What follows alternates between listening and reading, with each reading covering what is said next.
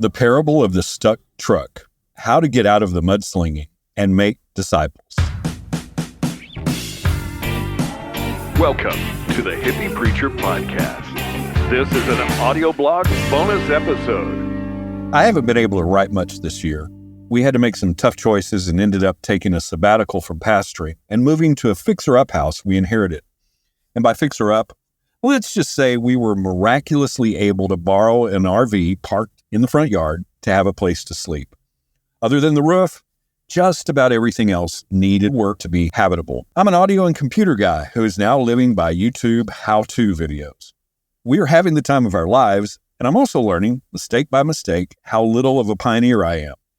One of the funniest things lately, I was working on the sewer line under the RV in my brand new coveralls. Me in coveralls. Humorous side note. The space under the RV is tight, and I was trying to reach a line support that required most of me to be underneath, sliding inch by inch, and I got stuck by my ponytail. I couldn't go left, right, forward, or back. I cracked myself up thinking, oh well, at least I'm going out with my work boots and coveralls on. I eventually wormed my way out, but if you have ever seen that old sitcom, Green Acres, that's what we are living. I'm both learning a lot and learning that there is so much that I don't know. We got a late winter East Texas thunderstorm this week. My dad used to call it a gully washer. The next day, I was trying to move some stuff from the storage pod to a space I cleaned out in a work shed. The ground didn't seem that bad, so I used our pickup. After one load, I put it in drive to go get another load, and of course, got stuck in the mud. The photo above is where I finally left it that night.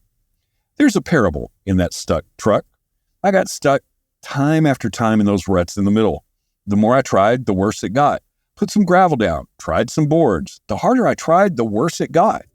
So I managed to back up into a less soggy spot and called it a night. Hippie dude, defeated by mud. The next day, after some sunshine, I put it in drive and just drove right through what had seemed impossible to firmer ground. Later that day, I realized a Jesus lesson in that scenario. Here's the simple parable version. The more you try to struggle in the mud, the more stuck you get. It's better to back up and wait for the sunshine. In the cultural chaos of our times, mudslinging is everywhere. As a Jesus follower and disciple maker, the goal is to reach those stuck in the mud of life. But you make no progress just slinging more mud around. The problem just gets deeper and more difficult to navigate. In Luke 10, Jesus sent the disciples out 2 by 2 on a harvest training mission with very specific instructions about looking for peace. In disciple making, this is referred to as the person of peace principle. Luke 10, 5-6. Whenever you enter a house, first say, may peace be on this house. And if a peace-loving person is there, your peace will remain on him.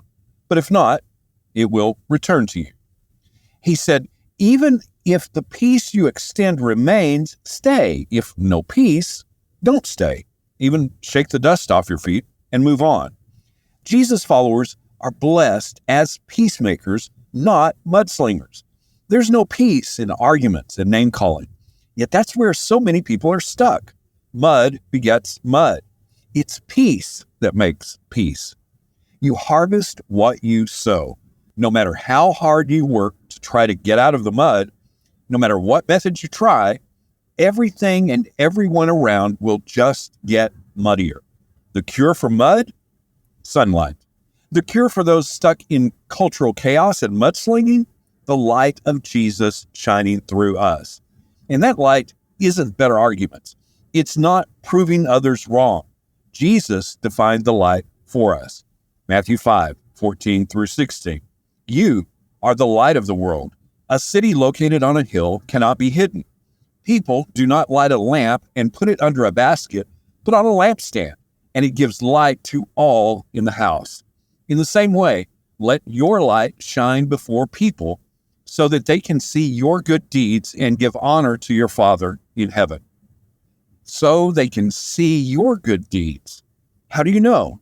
That kind of light causes people to give honor to the Father. That's an impeccably high standard. Good news, isn't bad news. You can't turn the dark off by slinging mud around, stuck in arguments. You can only turn the light on. Just like that pickup truck, once the mud starts flying, stop. There's no peace there.